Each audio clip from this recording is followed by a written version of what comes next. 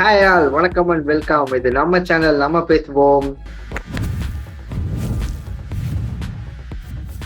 ஐபிஎல்ல இன்னைக்கு match number 6 SRH versus KKR match கொல்கட்டால நடந்தது. ஒரு நமக்கு தெரியும், ஒரு ரன் ஃபாஸ்டா தான் இன்னைக்கு இருக்கும் அப்படின்னு நமக்கு கண்டிப்பா தெரியும். நல்லா சூப்பரா வந்து விளையாடுனாங்க.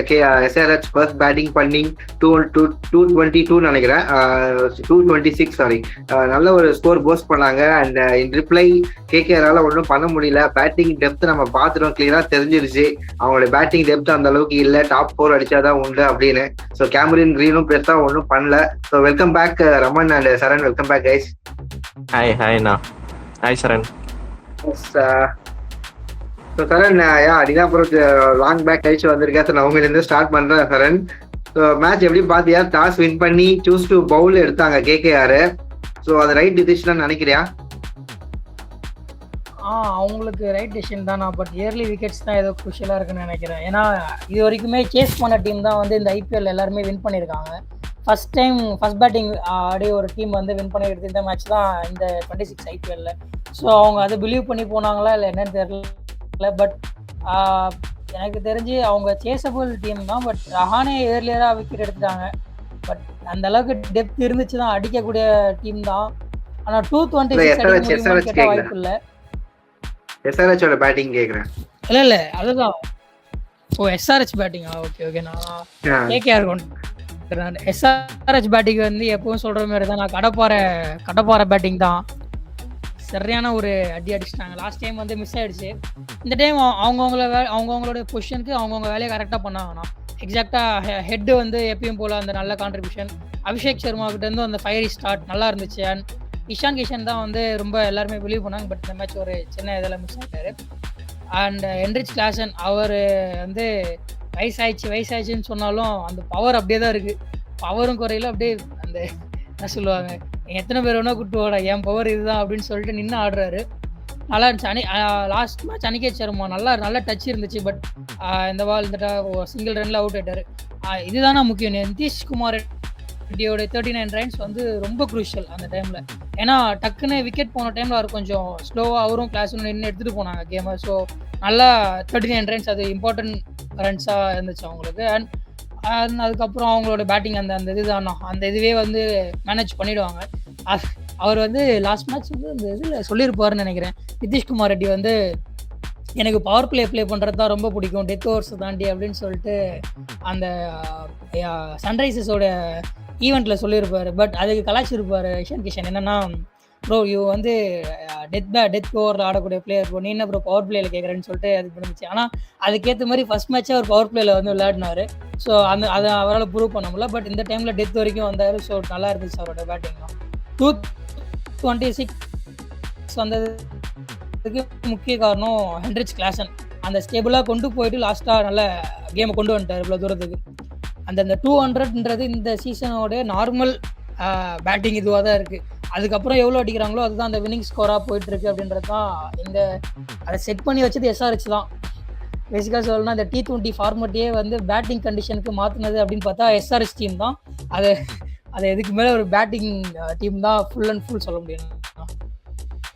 அதான் சார், பாத்தீங்கன்னா 200 வந்து சும்மா அசால்ட்டா பண்ண அடிக்கிறாங்க. சும்மா பிராக்டிஸ் கேம்ல போய் ஆடுற மாதிரி 200 வந்துடுது மினிமமே. ஸோ லாஸ்ட் 2 மேட்சா எடுத்து பாத்தீங்கன்னா 220 அடிச்சிடுறாங்க. 200 ஃபர்ஸ்ட் மேட்ச், இந்த மேட்ச் 220 அடிச்சிட்டாங்க. ஸோ இதுக்கே வந்து பாத்தீங்கன்னா பிளேயர் ஸ்டெப் அப் பண்றாங்க. பட் இஷான் கிஷன் ஒரு மேட்ச் அடிக்கல, ஒரு மேட்ச் அந்த மேட்ச் வந்து அபிஷேக் சர்மா அடிக்கல. ஸோ எல்லாருமே சேர்ந்து ஃபயர் ஆனா நம்ம எல்லாருமே சொல்ற மாதிரி அந்த மிஷின் 300 வந்து ப்ரீச் பண்றாங்கன்னு தான் நினைக்கிறேன். அந்த மாதிரி தான் அவங்க பேட்டிங் இருக்கு. சார் நீ சொன்ன மாதிரி கடப்பார பேட்டிங் வச்சிருக்காங்க. அதுதான் அந்த ரன் இருக்கிறதுனாலதான் அவங்க பவுலிங் முன்ன பின்ன கொஞ்சம் மோசமா போனா கூட பேட்டிங்கை வச்சு மேக்கப் பண்ணிடுற மாதிரி தான் தெரியுது எனக்கு, நீ சொன்ன மாதிரி கரெக்டா. ஸோ ரமன், அப்படியே பவுலிங் வரும்போது கேகேஆரோட பவுலிங் பத்தி பார்க்கலாம் ரமன். கேகேஆர் பவுலிங் எனக்கு என்னமோ பவுலிங் நல்லா போட மாதிரி தான் இருக்கு, ஆனாலும் 220 போயிருக்கு. ரமன், அவங்க பவுலிங் எப்படி பாக்குற? ரமன் மியூட்ல இருக்க. இன்னைக்கு முசர்பானி நல்லா பண்ணாருண்ணா. ஆக்சுவலி முசர்பானி நான் எதிர்பார்க்கல இன்னைக்கு ரன்னுக்கு போவார்னு நினைச்சேன். பட் ஆனால் முசர்பானி இன்னைக்கு 4 விக்கெட் எடுத்தாரு, 4 ஓவர் போட்டு 39 ரன்னு. ஸோ நல்லா போட்டாரு முசர்பானி. அவர் ப்ரூவ் பண்ணிட்டாரு இந்த மேட்ச் நான் நல்லா தான் போடுவேன் அப்படின்னுட்டு. ஸோ அவர் மேல நிறைய நல்ல ஒரு இம்ப்ரெஷன் இருக்கும் லிமிட் எல்லா மேட்சஸ்லயுமே. அண்ட் வைபவ் அவர் கொஞ்சம் எக்ஸ்பென்சிவா போனாரு. பட் ஆனா 2 விக்கெட்டும் எடுத்திருக்காரு. 4 overs 47 விச் இஸ் 11.8 ரன் ரேட்ல போயிருக்காரு. ஆனாலும் 2 விக்கெட் எடுத்தாரு. எல்லாருமே அதான விக்கெட் எடுக்கிறாங்க, பட் ஆனா ரன்ஸுக்கு போறாங்க. ஸோ சுனில் நரேன் இன்னைக்கு அவரு தான் விக்கெட்டே எடுக்கல. 4 ஓவர் போட்டு 39 ரன்னு. அதுவுமே அதிகமான இவரோட ஸ்டாண்டர்ட்ஸ்க்கு அது அதிகமான ரன்ஸ் தான். நெக்ஸ்ட் வருண் சக்கரவர்த்தி. ஐயோ நான் என்னன்னா சொல்றது, பாவமா இருக்கு நான் எனக்கு பாக்குறதுக்கு. 2 ஓவர் போட்டு 31 ரன்னு. அவர் எல்லாருமே கணிச்சிடுறாங்க சீக்கிரமா. என்ன பண்றதுன்னு தெரியல அவருக்குமே. பட் ஆனா நெக்ஸ்ட் மேட்ச் கம்பேக் தருவாருன்னு நம்ம வேண்டிக்கலாம். நெக்ஸ்ட் கார்த்திக் தியாகி. அவரோட ஸ்பீடு தானே அவரோட பலமே. ஆக்சுவலி ஸ்பீடு அந்த நேத்து நம்ம ஆண்ட்ரிக் நார்க்கியா அவர் போட்டார்ல, அந்த மாதிரி தான் இவருமே போடுறாரு. பட் ஆனா சில இடத்துல கண்ட்ரோல் இல்லாம இருக்குன்ற மாதிரி எனக்கு தோணுது. ஒரு விக்கெட் எடுத்தாரு. பட் ஆனா எக்ஸ்பென்சிவ் தான். 4 overs 48 ரன்ஸ். இந்த T20க்கு இது கொஞ்சம் அதிகமான ரன்ஸ் தான். அண்ட் அனுகுல் ராய் 2 ஓவர் போட்டு 16 ரன் வித் ஒரு விக்கெட், விச் இஸ் குட் அப்படின்னு தான் சொல்லுவேன். அவ்வளவுதான் நான். எஸ் ரமன், அதுதான் அவங்க பவுலிங் பார்க்கும்போது எனக்குமே நல்லா போடுற மாதிரி தான் இருந்தது. பட் என்னன்னா அந்த பவர் பிளேக்குள்ளேயே அடிச்சுட்டாங்க Abhishek Sharma and Travis Head. அங்கேயே 6 overs 85+ ரன்ஸ் அடிச்சுட்டாங்க.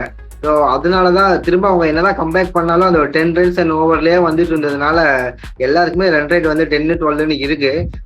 பட் நம்ம பார்த்தோம் ஒரு சில டெலிவரிஸ், அந்த வைபவ் வரலாறு கார்த்திக் தியாகிலாம் சரியான லைன்ல நின்று போட்டாங்க.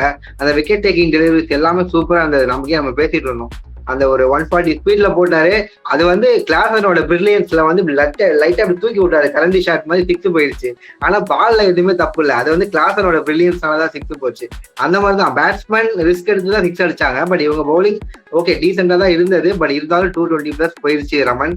அப்படிதான் அதுக்கப்புறம் அப்படியே சரி KKR நம்ம சேஸ் பண்ணிடுவாங்க அப்படின்னு பார்த்தா அவங்களுக்கும் நல்ல பேட்டிங் இருக்கு. 220 நான் நினைச்சேன் 230 கீழே இருந்தா கண்டிப்பா சேஸ் பண்ண ஒரு சான்ஸ் இருக்குதான் நான் நினைச்சேன். சரி ஓகே நல்லா ஸ்டார்ட் பண்ணாங்க. அவர் ஆஸ் யூஷுவல் நம்ம பின் ஆலன் 7 balls 25 ரன்ஸ் துவம்சம் பண்ண ஆரம்பிக்கிறாருன்னு நினைச்சேன். டப்புனு அஷ்துபே தூக்கிட்டாரு. ஸோ எஸ் அப்படியே சரண் நான் அவங்ககிட்ட வரேன். சரண் அவங்க பேட்டிங் திரும்ப சேசிங்ல எப்படி இருந்தது KKR பேட்டிங்? ஆமா எனக்கு என்னன்னா பவர் பிளேக்குள்ள நான் இங்க சொல்லிட்டு இருந்தோம். பவர் பிளேக்குள்ள ஒரு 80 அடிச்சிட்டாங்கன்னா நல்லா கண்டிப்பா அவங்களால சேஸ் பண்ண முடியும் அப்படின்றது தான். பட் பவர் பிளேக்குள்ள 78 ரன்ஸ் அடிச்சுட்டாங்க. பட் விக்கெட்ஸ் லூஸ் பண்ணிட்டாங்க. SRH என்ன பண்ணாங்கன்னா விக்கெட்ஸ் லூஸ் பண்ணல. அந்த ஓப்பனிங் பேர் பெஸ்ட்டாக பவர் பிளேயை கொண்டு போயிட்டு நெக்ஸ்ட் இருக்க பேட்ஸ்மெண்ட்டை கொடுத்தாங்க.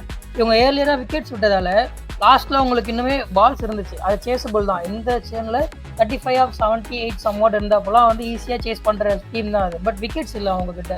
ஏர்லி விக்கெட்ஸ் இந்த டைம் ரஹானேக்கு வான்கடையில் பட்ட டச் அளவுக்கு கொல்கத்தாவில் இல்லையோ அப்படின்னு தான் எனக்கு படுது. அவரால் ஒரு பாலுமே ஏதோ ரொம்ப லூஸாக தான் இருந்துச்சு. படவே இல்லை, சுத்தமாக படலை. 8 runs 8 singles தான் எடுத்திருக்காரு. ஒரு பவுண்டரி கூட இந்த டைம் அடிக்கல. அந்த 10th ball அதுவுமே ஒரு ஸ்லோயர் ஒன். ஜெய்தேவ் உனத்கட் கிட்ட 5th டைம் விக்கெட் ஆகுறாரு. கரெக்ட் டைமுக்கு கொண்டு வந்தாரு அப்படின்ற மாதிரி தான் இருந்துச்சு. இஷான் கிஷனோட பிரில்லியன்ஸ் இது நிறையா இந்த மேட்ச் நான் பார்த்தேன். ஏன்னா லாஸ்ட் மேட்ச் நிறையா அவரே மிஸ் பண்ணிட்டு ஒரு மாதிரி ஃபெஸ்ட்டாக இருந்தார் கேமில். இந்த டைம் பார்த்தா அவரோட மூமெண்ட்ஸ் எல்லாமே பக்காவாக இருந்துச்சு. அந்த டைம் ஆஃப் ஜெய்தேவ் உனத்கட் கொண்டு வந்தது எனக்கு ரொம்ப பிடிச்சிருந்துச்சு அந்த இடத்துல. அண்ட் எப்பயும் போல ரகுவன்ஷி ரொம்ப சூப்பராக ஆடிட்டாருமா. அண்ட் ஆரஞ்ச் கேப் அவர்கிட்ட தான் இருக்குன்னு நினைக்கிறேன் இந்த டைம். வந்துட்டாரு வேற. இது ரமன் லாஸ்ட் டைம் சொல்லிட்டு இருந்தான் இந்த ரகுவன்ஷி செம்மையா ப்ராக்டிஸ் மேட்ச் ஆடிட்டு இருந்தான் ப்ரோ அப்படின்ற மாதிரிலாம் சொல்லிட்டு இருந்தான். பட் இந்த டைம் 2 மேட்ச்லேயே வாங்கினது ரொம்ப நல்லா இருக்கு. யங் பிளேயர்ஸ் கிட்ட இந்த மாதிரி போறது பார்க்கவே சூப்பரா இருக்கு. கேமரான் கிரீனை அவங்க என்ன சொல்றது மலை போல நம்பிக்கிட்டு இருந்தாங்க. மரம் போல கிடையாது, மலை போல நம்பிக்கிட்டு இருந்தாங்க அப்படின்னு தான் இருக்கு. பட் ஒரு டைமும் அவர் ப்ரூவ் பண்ணதான் அவர் ட்ரை பண்றாரு. பட் அவரால் இன்னும் அந்த ஆஸ்திரேலியா வேர்ல்டு கப் விட்டு வெளியே போனதுலேருந்து வெளியே வர முடியலன்னு நினைக்கிறேன். அதே ஃபார்ம்லேயே ஆடிக்கிட்டு இருக்காரு. இன்னும் அவர் எப்போ மாற போறாருன்னு தெரியல. ரிங்கு சிங் சொல்ல முடியாதுண்ணா. ஏன்னா அவரோட position 13th over 15th over தான். கொஞ்சம் ஏர்லியராக வந்தாலும் கொஞ்சம் ஸ்டேபிளாக கொண்டு போக தான் பார்த்தாரு. பட் அவருக்குமே சரியாக படலை. ஒரு சில ஷாட்ஸ் பக்காவாக பட்டுச்சு. அந்த 6லாம் இன்சைட் அவுட் செம்ம ஷாட் ஆனார். நல்லா விரிஸ்ட் பவர்லலாம் சூப்பராக வச்சுருந்தார். பட் எனக்கு என்னமோ சரியா யாருக்குமே பேட்டிங் இந்த டைம் படலையோ அப்படின்னு தான் இருந்துச்சு. ஆனா ரன்ஸ் வந்துருச்சுண்ணா. ரன்ஸ் வந்து வரலன்னே சொல்ல மாட்டேன். கேகேஆருக்கு வந்து அவங்களுக்கு ஏத்த மாதிரியான ரன்ஸ் வந்து பெர்ஃபெக்ட்டா வந்துருச்சு. பட் ஏர்லியரா விக்கெட்ஸ் டிராப் பண்ணதால சீக்கிரமா அவங்களால கொண்டு வர முடியல. லாஸ்ட் வரைக்கும் பேட்டிங் எடுத்துட்டு போக முடியல. அண்ட் இந்த இடத்துல தான் என்னமோ மிஸ் பண்ணாங்கன்னு தோணுது. ஐ திங்க் ரமன் ஏதோ சொல்ல வரேன். ஆமாண்ணா.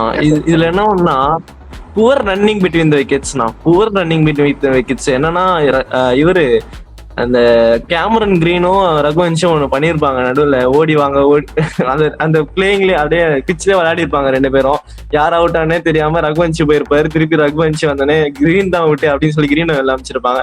அதுக்கு அடுத்து நெக்ஸ்ட் ஓவர்ல பாத்தீங்கன்னா ரகுவன்ஷியும் ரிங்கு சிங்கும் விளையாட ஆரம்பிச்சாங்க. ரிங்கு சிங் ஃபீல்டர் கிட்டே அடிச்சுட்டு 2 ஸ்டெப் வந்தாரு. ரகுவன்ஷி அதுக்குள்ளே பாதி தூரம் போயிட்டாரு.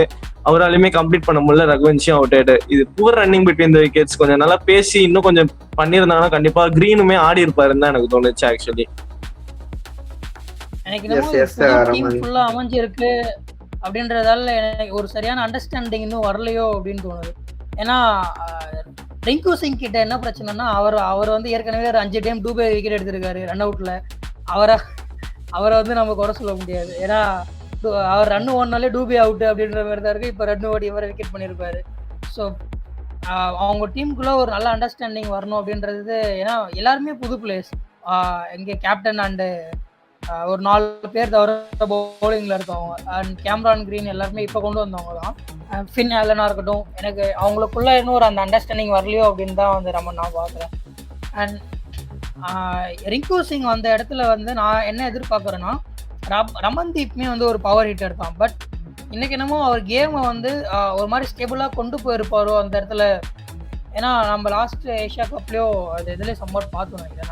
நல்ல இன்னிங்ஸ் ஆடி இருந்தார். 78 சம்மோட் அடிச்சிருந்தார் இந்தியாவுக்காக. அந்த கேமில் வந்து பார்த்தீங்கன்னா சீக்கிரமாக ஏர்லி விக்கெட்ஸ் போயிருக்கும். ஸோ ரமன்தீப் மேலே வந்து சூப்பராக கேமை செட் பண்ணி எடுத்துகிட்டு போயிருப்பார். ரிங்கு சிங் நீங்கள் power hitter, but experience vice captain எல்லாமே ஓகே. பட் அவரோட பொசிஷனுக்கு அவர் ஒரு 13 அதுக்கு மேலே வந்திருந்தார்னா அந்த டைமில் இருக்க அந்த 35 ஆஃப் 78 அப்படின்றத ஈஸியாக அடிச்சிருக்க முடியும் அப்படின்னு நான் பார்க்குறேன். ஏன்னா இன்னுமே அந்த பேட்டிங் ஆர்டர் நிறையா சேஞ்ச் பண்ண நல்லா இருக்கும். நேற்று டிசி பண்ணாங்க பாருங்க, ஃபேண்டாஸ்டிக்காக பண்ணியிருந்தாங்க நேற்று டிசி. எந்த இடத்துல எந்த பொசிஷனுக்கு எந்த பிளேயர் பண்ணணும் அப்படின்றது. ஸோ அந்த மாதிரி இதில் பண்ணியிருந்தாங்கன்னா கண்டிப்பாக கேம் வின் பண்ணியிருக்கலாம். ரமன்தீப் மேல எனக்கு கொஞ்சம் ரமன்தீப் மேல இன்னைக்கு கொஞ்சம் எக்ஸ்ட்ரா ஆர்வமாவே இருந்துச்சுனா அவர் அடிப்பாருன்ட்டு. அவரு இந்த டைம் அவுட் இந்த 2 மினிட்ஸ் 1 மினிட் டைம் அவுட் அப்ப புஷ்அப்ஸ் எல்லாம் எடுத்திருப்பாரு. ஐயோ செம்மடி அடிக்க போறாரு அப்படின்னு நினைச்சேன். பட் ஆனா அடிக்கல. அதுதான் எல்லாம் வந்துட்டு ஒரு ஜிமிக்ஸ் மாதிரி எல்லாரும் காட்டுறாங்க. நம்ம வந்து அதை நம்பிதான் பாக்குறோம். ஆனா அடிக்கிறது இல்ல. நீங்க அப்படி பாத்துட்டு அந்த சுனில் நிறைய தேவலாம் வந்தாரு 2 6 அடிச்சிட்டாரு. அவர் வேலையை பார்த்துட்டு போயிட்டாரு. அவர்கிட்ட இருந்து அதை எக்ஸ்பெக்ட் பண்ண முடியும். ஸோ அதுதான் ரமன் சரண். என்னன்னா பேட்டிங்ல அது சரண் இந்த அஜிங்கியா ரஹானே நீ சொன்ன சரண், அது என்னன்னா அதுதான் மும்பைல அவருக்கு பட்டுச்சு, இங்க படலைன்னா நம்ம நீயே ஆன்சரும் சொல்லிட்ட. ஜெயதேவ் உனட்கட் அவரால் தான். ஏன்னா நமக்கே தெரியும் அஜிங்கியா ரஹானே வந்து ஒரு டச் பிளேயர் தான். வந்து அந்த ஸ்பீடு அவங்க 10 போல்ட்டோ இல்லை யாராவது போடுறாங்கன்னா தொட்டாலே வந்து பால் பறக்கும். அது மும்பை மாதிரி ஸ்டேடியம்லாம் அங்கேயே அவர் விளையாடி பழக்கப்பட்டு தூங்கி ஏஞ்சிச்சவர். அதனால அவருக்கு அங்கே தெரியும். பட் இங்க வந்து இந்த ஸ்லோவர் பால்ஸ் எல்லாம் அவரால் பிக் பண்ண முடியல. வந்தாரு, தொட்டு அடிச்சு பார்த்தாரு. நானும் பாக்குறேன் அவர் அடிப்பாரு ஓங்குறாரு வைக்கிறாரு. ஆனா அந்த 30 yards அதுல தாண்டவே இல்லை. எனக்கு அப்பயே தெரிஞ்சிச்சு இல்ல இவர் தாங்க மாட்டாரு இன்னும் 2 ஓவர் அப்படின்ட்டு. சோ அந்த மாதிரிதான் இருக்கு. நான் இன்னும் ஒரு ஸ்டெப் நான் ஃபர்தரா சொல்றேன். இந்த கிளாஸ் பிளேயர் அப்படின்றது வந்து மேக்ஸிமம் வேர்ல்டு ஃபுல்லாவே சொல்லணும்னா வந்து விராட் கோலி கொடுப்பாங்க. ஸோ பட் என்ன பொறுத்த வரைக்கும் ஒரு perfect touch player, perfect timing வச்சு விளையாடுற பிளேயர் யாரு அப்படின்னு பார்த்தா ரஹானே தான் நான் சொல்லுவேன். ஏன் அவர் இந்தியன் டீம்ல ட்ராப் பண்ணிட்டாங்க அப்படின்னா ஒரே ரீசன். ஒன்று Virat Kohli number 3 position fix பண்ணிட்டார். ரன் மிஷின் அப்படின்றத வந்து கரெக்டாக கேதர் பண்ணி எடுத்துகிட்டு வந்துட்டார். அவர் அந்த டச் இருக்கோ இல்லையோ பட் கன்சிஸ்டண்ட்டாக அந்த ரன் அடிச்சிடுறாரு. ஆனால் இவர்கிட்ட அந்த பர்ஃபெக்ட் டச் அந்த இந்த மாதிரி ஆர்த்தடாக்ஸ் ஷாட்லாம் இருக்கவே இருக்காது. ஒரு மாதிரி நீங்கள் என்ன பால் வேணால் போடு, நான் என்னோட பர்ஃபெக்ட் பேட்டிங் ஸ்டைலில் இருக்க பர்ஃபெக்ட் அந்த ஸ்டைலில் தான் நான் ஆடுவேன், எந்த ஒரு பிழையுமே என் பேட்டிங்கில் கண்டுபிடிக்க முடியாது அப்படின்னு காட்டுறது ஒரே ஒரு பிளேயர் ரஹானே மட்டும்தான். நான் எனக்கு ரொம்ப பிடிக்கும். அது என்னமோ பேட்டிங் பார்க்கறது அப்படின்றது அழகாக இருக்கும். நான் அவ்வளோ ரசிச்சு பார்க்கலாம் அந்த மாதிரி. அதுக்காக தான் நான் சொன்னேன். இப்போ அந்த மாதிரி பிக்சர்ஸ்ல வந்து அவர் வந்து கன் பிளேயர், நம்ம வந்து பாத்துட்டோம். தொட்டாரெல்லாம் பால் பறக்கிற மாதிரி இருக்கணும். பட் இந்த மாதிரி ஒரு கண்டிஷன்ஸ்ல ஸ்லோவர் பால்ஸ் போட்டு உங்களை வந்து டார்கெட் பண்றாங்க அப்படின்னா இதுக்கு அவர்கிட்ட ஆன்சரே இல்ல. அதுவும் ஒரு ஓப்பனிங்ல வந்து இறங்குறாரு. ஓப்பனிங்ல இறங்கி இந்த மாதிரி ஒரு டார்கெட் இருக்கும்போது 10 balls 8 runs அப்படின்னு அவுட் ஆகும்போது அங்கேயே ஒரு பாதி பேக் ஃபுட்ல போயிட்டாங்க அந்த டீம். அதுதான் எனக்கு இன்னும் வந்து நான் அவருடைய பேட்டிங் பொசிஷன் மேல நான் கொஸ்டின் தான் பண்ணுவேன். என்ன கேட்டா சரவணன்ற மாதிரி நான் சொல்றேன், பேசாம ரிங்கு சிங்கோ இல்ல யார்கிட்ட கேப்டன்சி கொடுத்துட்டு, இல்ல நான் ஏன் சொல்லிடுறேன், கொடுத்துட்டு இவரை வந்து இம்பாக்ட் சப்பா வச்சுக்கலாம். ஒண்ணு ஓப்பனிங்ல வந்து நீங்க வந்து சுனேல் நரேனை ட்ரை பண்ணுங்க, இல்ல கேமரன் கிரீனை ட்ரை பண்ணுங்க. அதுதான் 27 கோடி கொடுத்து வாங்கி வச்சிருக்காங்க. அவரை நம்பர் 4 ரன் பண்ணுறது எனக்கு தெரிஞ்சு அது வேஸ்ட் தான் சரண். நீங்க வந்து அடிச்சா அடி, பவர் பிளே மேக்ஸிமைஸ் பண்ணி அங்கேயே கூட அவுட் ஆகிட்டு போங்க. அந்த ஒரு இதுக்காக தான் நான் சொல்றேன். இவரே வந்து ஒரு நம்பர் 3 நம்பர் 4ல வந்து நீங்க ஆங்கர் பண்ணுங்க. ரஹானேக்கு வந்து அது பியூட்டிஃபுல்லா இருக்கும். இந்த டச் வராத ஒரு கண்டிஷன்ஸ்ல சொல்றேன். ஐ மீன் அந்த டச் பண்ணா பால் போகல, ரொம்ப வந்து நின்று வருதுன்னா அந்த மாதிரி கண்டிஷன்ஸ்ல ஓப்பனிங் தேவை இல்லை. இது நான் சொல்றது மேபி அது வந்து முட்டாள்தனமா இருக்கலாம், பட் எனக்கு அது ஜஸ்ட் ஒரு தோணிட்டே இருக்கு. இல்ல நான் நீங்க சொல்றது எல்லாமே கரெக்ட். பட் எனக்கு என்னன்னா இம்பாக்ட் சப்பா இல்லாம நம்ம சிஎஸ்கே ட்ரை பண்ணாங்க பாருங்க 2023 ஃபைனல்ல கரெக்டா 4th பொசிஷன் வருவாரு. 17 balls 26 2 4 2 6 அடிச்சிருப்பாரு அந்த இடத்துல. அந்த மிடில் ஆர்டர்ல அவருக்கு கரெக்டா அந்த இடத்துல அமைச்சிருப்பாங்க. ஸோ ஹி கேன் அந்த ஃபீல்டில் அவர் இருக்கணும் அப்படின்றதான என்னோட விஷயம். அவர் எக்ஸ்பீரியன்ஸ்க்கு அந்த மாதிரியான ஒரு டீமை எடுத்துகிட்டு போகிறதுக்கு அவருக்கு நல்ல பொசிஷன் இருக்குது. பட் இம்பாக்ட் சப் நான் பார்க்க மாட்டேன். பட் மிடில் ஆர்டரில் ஹி கேன் பேட் வெல் தான். பட் ஓப்பனிங்கில் வரல. அந்த 23 கோடிக்காகவே எடுத்துகிட்டு போய் அந்த க்ரீனுக்கு கொடுங்கடா, பால் தான் கொடுக்க மாட்டேன்ட்டீங்க, பேட்டிங் ஆச்சு சீக்கிரம் அனுப்புங்களேன் அப்படின்னு தான் இருக்கு. அவர் வேற ஸ்ட்ரெயிட்டா ஒரே அண்ணனே கை வச்சிட்டாரு, எடுத்துட்டு போய் ஆஸ்திரேலியன் கிரிக்கெட் கிட்ட கேளுங்கன்ட்டார் ஸ்ட்ரெயிட்டா ரஹானே வேற. எனக்கு அது ரஹானே எனக்குமே ரொம்ப பிடிக்கும். ரமன் சாரி சரண் சொன்ன மாதிரி ரஹானே எனக்கு ரொம்ப பிடிச்ச பிளேயர் தான். அந்த மாதிரி இப்பவும் வந்து பெங்களூர் கண்டிஷன்ஸ்லயும் இதே மாதிரி அவரால் அடிக்க முடியும், டச் பிளேயர் தான். ஆனா இந்த மாதிரி ஒரு கேகேஆர் கண்டிஷன்ஸ்லயோ இல்ல நாளைக்கு வந்து ஒரு லக்னோ போகும்போதோ பால் நின்று வருது, ஸ்லோவா வருதுன்னா அவரை எப்படி ஃபேஸ் பண்ண போறாரு, டேக்கிள் பண்ண போறாருன்னு எனக்கு தெரியல. அதனால அவருடைய பேட்டிங் வந்து டீமை அஃபெக்ட் பண்ணக்கூடாதுன்னு நான் நினைக்கிறேன். அந்த ஒரு காரணத்துக்காக ஒண்ணு அவருக்கு டவுன் த ஆர்டர் போகணும், இல்லைன்னா இம்பாக்ட் சப்பா வந்து ஆடிட்டு போறது நல்லதுங்கிறது என்னுடைய ஒப்பீனியன். பட் அவர் கேப்டனா இருக்கிறதுனால எதுவும் சொல்ல முடியாது. இன்னைக்கு அவருக்கு ஒரு சில விஷயங்கள் பேடா போச்சு, அதுவும் வந்து நான் பார்த்தேன். ஃபீல்டிங் அவரே வந்து சரியா ஒழுங்கா பண்ணல, பேட்டிங் சொதப்பிட்டாரு. மேபி அவரே ஒரு ஃபீல் பண்ணாலும் பண்ணலாம், ஒரு ஒன் ஆஃப் த ரீசன் மாதிரி. ஸோ எஸ் ரமன், அப்படியே உங்ககிட்ட வர ரமன், ஹைதராபாத் பவுலிங் நம்ம நினைச்சோம் அது ஒரு பொட்டலம் பவுலிங் தான். அது 15 overs 200 கொடுத்தாங்க ஆர்சிபி கிட்ட. இந்த மேட்சும் வந்து எப்படா போகும் தான் பார்த்துட்டு இருந்தேன். பட் என்ன ஆச்சுன்னு தெரியல, டப்புன்னு வந்தாங்க. ஒரே மேட்ச்ல ஒரு ரீவாம் பண்ணி வந்த மாதிரி அவனை தூக்கு, இவனை போடு, நீங்க வாங்க, நோ இவரு யாராவது நிதிஷ்குமார் ரெட்டி எல்லாம் பவர் பிளே எல்லாம் கொடுக்க மாட்டேன், நீங்க கீழே எல்லாம் வந்து போடணும்னு வாங்க. எல்லாமே கரெக்டா பண்ண மாதிரி இருந்தது. சரண் சொன்ன மாதிரி கேப்டன்சி சூப்பரா பண்ணார் ரமன். ஸோ அவங்க பவுலிங் எப்படி பாக்குறேன்? ஆனா என்ன ஃபர்ஸ்ட் பவுலிங்க்கு முன்னாடி நான் ஒண்ணு சொல்றேன்னா, இவங்க இருக்காங்களே இந்த எஸ்ஆர்ஹெச் டீம், எப்படி அவங்க வந்து புவர் ரன்னிங் பிட்வீன் த விக்கெட் சொன்னோம், இவங்க வந்து புவர் ஃபீல்டிங் தான் ஆக்சுவலி. இன்னைக்கு அந்த சிவாங் குமார் டெபியூட்டன்ட் இன்னைக்கு வந்து நல்லா போட்டாரு. ஃபர்ஸ்ட் ஓவர் நல்லா போட்டாரு, செகண்ட் ஓவர் சூப்பரா போட்டாரு. செகண்ட் ஓவர்ல 3 4 போச்சு, 3 4மே மிஸ்ஃபீல்டு. அதுவும் எப்படி கைக்கு வந்த கேட்ச இது உள்ள பொட்டிக்குள்ள விட்டு பின்னாடி போகிற மாதிரி இருந்துச்சு. அதெல்லாம் சரியான சிரிப்பாச்சு போர் போனதெல்லாம். நெக்ஸ்ட் வந்து பவுலிங் வந்து பெயினை போட்டு அவருக்கே பெயின் குத்துறாங்க, பெயின் ஆயிடுச்சு அவருக்கு, சமாடி போட்டு பெயின். நெக்ஸ்ட் ஹர்ஷித் துபே 2 ஓவர் போட்டாரு, அவர் 1 விக்கெட் எடுத்தாரு, 17 ரன்னு, அது 8.5 ரன் ரேட். ஓகே. நெக்ஸ்ட் எதுக்கு அபிஷேக் சர்மாக்கு போனாங்கன்னு எனக்கு தெரியல. அபிஷேக் சர்மாக்கு ஏன் ஓவர் கொடுத்தாருன்னு எனக்கு தெரியல. இஷான் கிஷன் அது ஒரு கேள்வியா தான் இருக்கு ஆக்சுவலி. கொடுத்தோம் ஒரு 1 ஓவர் 15 ரன்ஸுக்கு போயிருக்காரு ஆக்சுவலி. நெக்ஸ்ட் ஜேஜே உன்னத்கட்டு நிஜமாலே சூப்பர்ண்ணா. ஸ்லோவர் பால்ஸ்லயே கட்டரு இல்ல யாக்கர் அதுலயே நல்லா போடுறாரு. ஸோ அவருமே நல்லா போட்டிருக்காருன்னா 3 overs போட்டு 21 runs 3 wickets எடுத்தாரு. ஈஷான் மல்லிங்கா அவருமே பெஸ்ட். நான் இந்த எஸ்ஆர்ஹெச் டீமுக்கு அவர் பெஸ்ட் ஒரு பிக்குன்னு சொல்லுவேன். ஈஷான் மல்லிங்கா நல்லா போடுறாரு, ஸ்லோவர் ஒன்ஸுமே சரி ஃபாஸ்டருமே சரி பேஸ் வச்சுமே நல்லா போடுறாரு. 2 overs 14 runs 2 wickets எடுத்திருக்காரு. ஸோ அவருமே நல்லா போட்டிருக்காரு. சிவாங் குமார் நல்லா தானே போட்டாரு ஆக்சுவலி. நான் பார்த்த வரைக்கும் அவர் நல்லா தான் போடுறாரு, நல்லா ஃபிளைட் பண்ணி ஸ்லோவா போடுறாரு. பட் ஆனா கடைசி 2 ஓவர்ல அடிச்சிட்டாங்க அவரை. ஃபர்ஸ்ட் 2 ஓவர் சூப்பரா போட்டாருன்னா அதுவுமே ரன் போனது வந்து இவரோட ஓவர்ல இப்ப வந்து 4 overs 41 கொடுத்துருக்காரு. அதுல இருந்து நான் ஒரு 14 ரன்ஸ் மைனஸ் பண்ணுவேன். பிகாஸ் அவங்க ஃபீல்டிங்னால மிஸ்டேக் பண்ணதுக்கு இவரு எதுவும் பண்ண முடியாது. ஸோ அவருமே கொஞ்சம் நல்லதா போட்டிருக்காரு. நிதிஷ்குமார் ரெட்டி அவர் இம்பாக்ட் அந்த பிளே இம்பாக்ட் பவுலர். ஆக்சுவலி உள்ள வந்து சரியான கலக்கலக்கி 2 விக்கெட் எடுத்தாரு. சூப்பர்ண்ணா. இந்த வாட்டி ஏதோ பக்கவா செட்டா ஏதோ கேப்டன் பண்ண மாதிரி இருக்குண்ணா. நல்லா பண்ணியிருக்காரு. எஸ் ரமன், அதான் நானும் பார்த்தேன். நல்ல ஒரு பிளானோட வந்து போட்ட மாதிரி தான் இருந்தது. டேவிட் பெய்னி தவிர மற்ற எல்லாருமே வந்து சூப்பரா வந்து அவங்களோட ரோலை கரெக்டா பண்ணிட்டு போயிட்டாங்க. இந்த ஸ்கோருக்கு என்ன பவுலிங் தேவையோ அதை போட்டு போயிட்டாங்க. ஸோ சரண், நீ எப்படி பாக்குற அவங்களோட பவுலிங்ல வந்து? எனக்கு வந்து நான் ஸ்டாண்ட் அவுட்டா பாக்குறது இஷான் மலிங்கா நான் பாக்குறேன். போன வருஷமா ஒரு செமையா பண்ணாரு, விளையாடின ஒரு 4-5 மேட்ச். இந்த வருஷமும் வந்து சூப்பரா பண்ணிட்டு இருக்காரு ரமன். ஸோ ஜெயதேவ் உனத்கட் அந்த இஷான் மலிங்கா அவங்கள பத்தி என்ன நினைக்கிறேன் அண்ட் அவங்களுடைய பவுலிங் அப்படின்னு? ஆக்சுவலி நான் ஜெய்தேவ் உனாத்கட் வந்து நான் ரைசிங் பூனே சூப்பர் கிங்ஸ்ல இருக்கப்பலேருந்து பார்த்துட்டு இருக்கேன். அவர் எப்படின்னா அவருடைய பவுலிங்கே வந்து அந்த ஸ்லோ ராம் அந்த கட்ரு கரெக்டாக அந்த வேரியேஷன் யூஸ் பண்ணி போடுவார். லைக் இப்போ லுங்கி எங்கடி போட்டுட்ருக்காரு, அவர் வந்து அதில் மாஸ்டர் பண்ணிட்டார் லுங்கி எங்கடி. இவர் வந்து இன்னும் அந்த இதில் தான் போயிட்டுருக்கு. ஸோ அந்த அந்த விஷயத்தில் இந்த மாதிரியான பிச்சுக்கு பர்ஃபெக்டான ஆள் யாருன்னு பார்த்தா ஜெய்தேவ் உனாத்கட் தான்.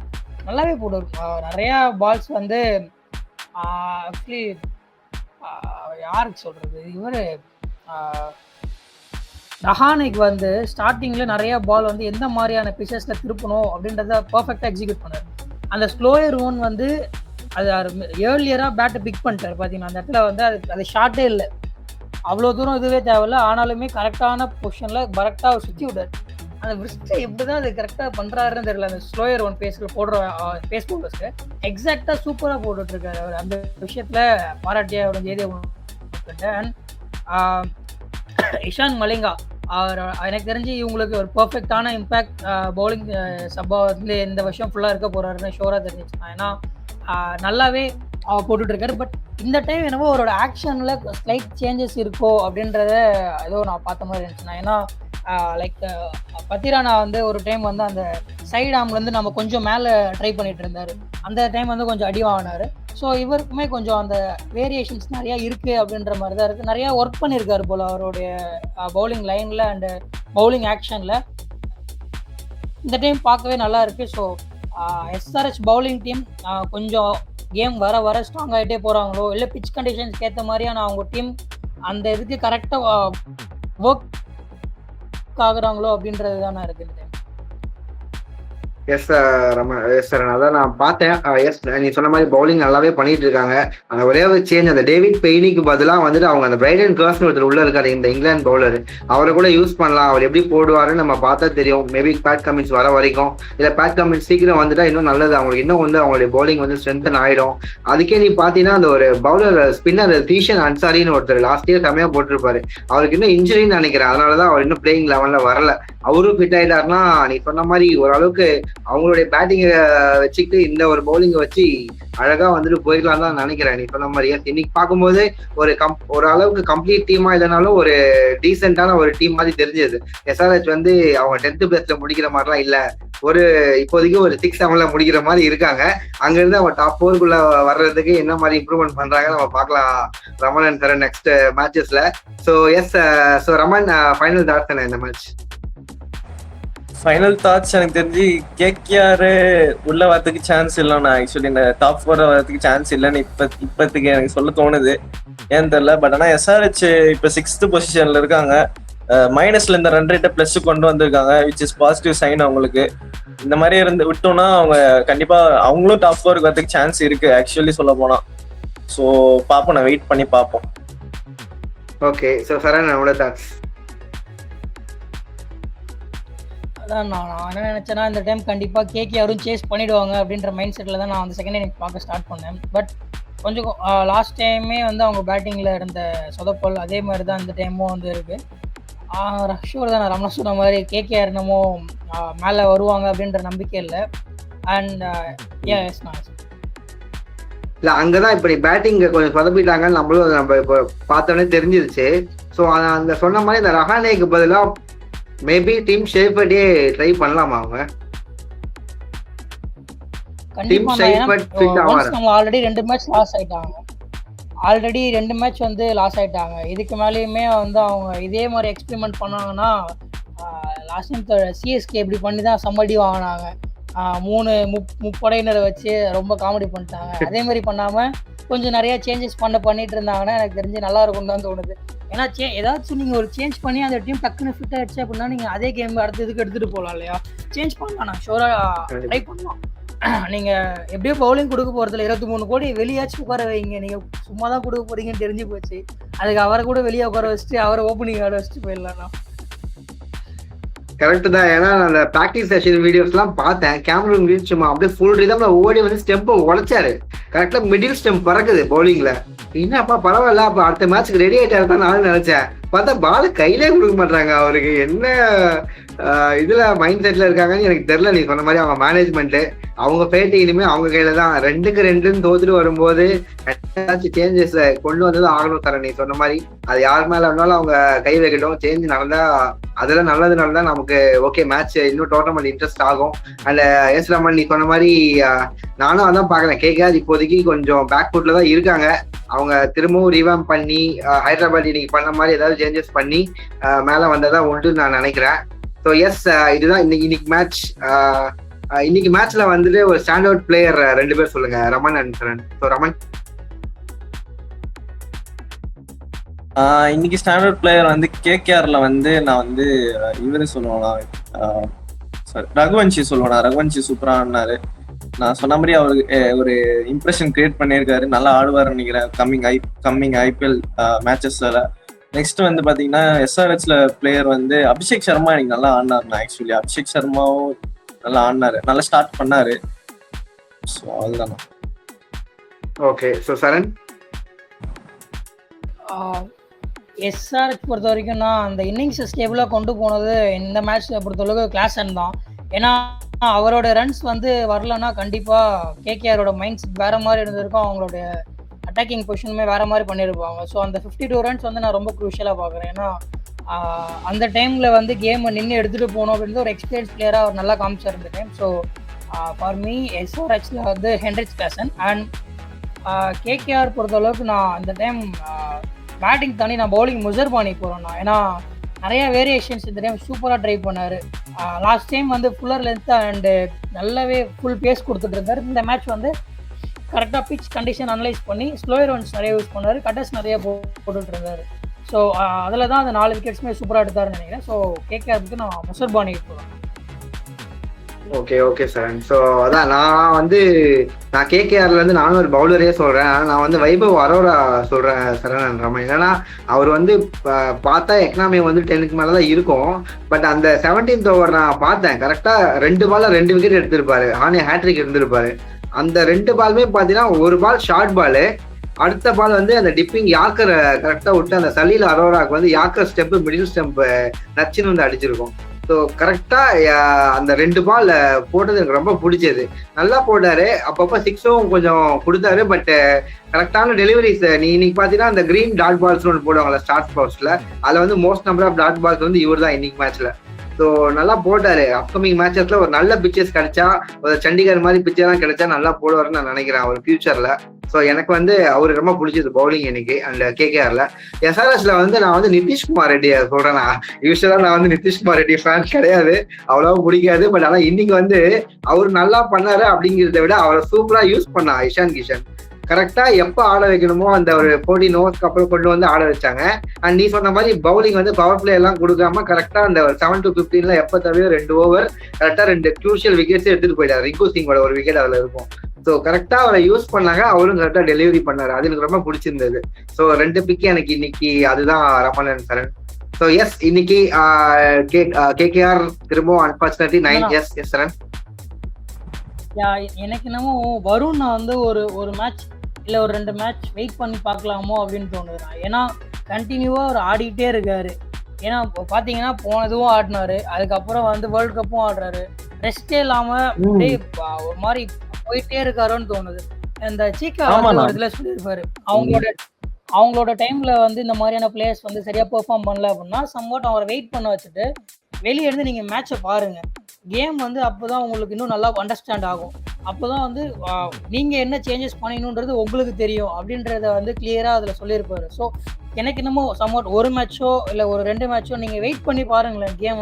கேமை ஃபஸ்ட்டு பார்த்துட்டு எப்படி அவர் என்ன பண்ணால் நம்மளோட சேஞ்சஸ் இருக்கும் அப்படின்றத கற்றுக்கிட்டு நீங்கள் வந்தால் இன்னும் பெட்டராக இருக்கும். ஏன்னா வரும் நம்ம பையன் நம்ம பையன் அடி வாங்குறன்றப்போ ரொம்ப பர்சனலாக கஷ்டமாக இருக்குது.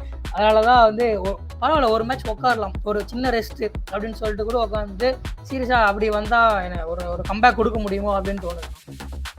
அதான் சரண் சொன்ன மாதிரி வருண் வந்து இன்னும் ஒரு 1 or 2 மேட்சஸ் உட்காந்தா நல்லா இருக்கும் தோணுது. அப்பதான் ஆப்போனன்ஸ்க்கும் திடீர்னு ஒரு பயம் வரும், வருண் வந்துட்டாரு அப்படின்ட்டு ஒரு பயத்திலே விக்கெட் உள்ள கூட சான்ஸ் இருக்கு ஆக்சுவலி. அதுதான் கரெக்ட் தான். ஓம் நமச்சிவாயா அப்படின்னு வந்து கிரிவலம் போயிட்டு வந்தாரு. நான் அந்த ஃபுட்டேஜ் எல்லாம் பார்த்தேன். அவரும் வாஷிங்டன் சுந்தரம் வேர்ல்ட் கப் முடிஞ்ச உடனே கிளம்பி போயிட்டாங்க.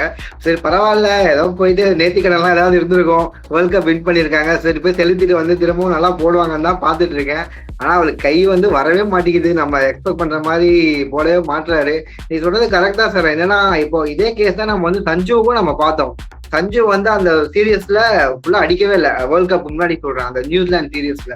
அதுக்கப்புறம் என்னாச்சு, சடனா வந்து இஷான் கிஷன் உள்ள வந்தாரு, அவரை உள்ள இறக்கிட்டாங்க. திரும்ப வந்துட்டு என்னடா வெயிட் பண்ணிட்டே இருக்கும்போது அவருக்கான சான்ஸ் வந்தது, ஒரு 4-5 மேட்ச் உக்காந்தாரு. அதுக்கப்புறம் உள்ள இறங்கினாரு. கரெக்டா அந்த கடைசி 3 மேட்ச் 3 80+ மேட்சையும் வேர்ல்ட் கப்பையும் வின் பண்ணி கொடுத்துட்டு போயிட்டே இருந்துட்டாரு. ஸோ அந்த ஒரு அது வந்து அதுக்கு பேர் வந்து டிராப் கிடையாது, பட் அந்த ஒரு வெளியில உட்கார்றது வந்துட்டு எந்த அளவுக்கு ஹெல்ப்ஃபுல்லா இருக்கும் அப்படின்னா அந்த பிளேயருக்கு தான் தெரியும். நீ சொன்ன மாதிரி வெளியில இருந்து பாக்குறவங்களுக்கு வந்துட்டு இவரை போய் எப்படி உட்கார வைக்க முடியும் அந்த மாதிரி நினைக்கலாம். பட் அந்த பிளேயருக்கு அது வந்து எந்த அளவுக்கு ஹெல்ப்ஃபுல்லா இருந்திருக்குன்னு அவங்கள கேட்டாதான் போய் தெரியும் நமக்கு. ஸோ அதே கேஸ் நம்ம வருண் சக்கரவர்த்திக்கும் அப்ளை பண்ணலாம். அவர் வெளில உட்காந்து ஒரு 2 மேட்ச் பார்த்தா அவருக்கே ஒரு ரிலாக்ஸேஷன் கிடைக்கும். அனுகூல் ராய் ஒன்றும் அந்த அளவுக்கு பேடா போடல. சொன்ன மாதிரி 2 over 16 ரன் ஒரு விக்கெட், ஏன் அவர் 4 over ஈஸியா முடிச்சிருவாரு. 30-35 ரன் கூட பரவாயில்லையே. ஸோ அதனால அது நல்லா ஒரு திங்கிங். அதெல்லாம் அவங்க பண்ணாங்களான்னு தெரியல. ஏன்னா அவங்களுடைய ட்ரம்ப் கார்டா வந்து இந்த 2 பேரை தான் பாக்குறாங்க, நரேந்திரன் சக்கரவர்த்தி. அதனால அதை எப்படி உடைக்க போறாங்கன்னு எனக்கு தெரியல. ஸோ பொறுத்து இருந்து பார்க்கலாம் சரண் ரமன் எப்படி போறாங்க, கேகேஆர் மேல ஏதாவது வர ட்ரை பண்றாங்களா அப்படின்னு. இவங்க மேல ஆல்ரெடி வர ஆரம்பிச்சுட்டாங்க எஸ்ஆர்ஹெச். ஸோ எஸ்ஆர்ஹெச் வந்து எப்படி பண்றாங்க கோயிங் ஃபார்வர்ட் அதையும் பார்க்கலாம். அண்ட் நெக்ஸ்ட் வீடியோல பார்ப்போம் சரண் ரமன். தேங்க்ஸ். Okay, thank you.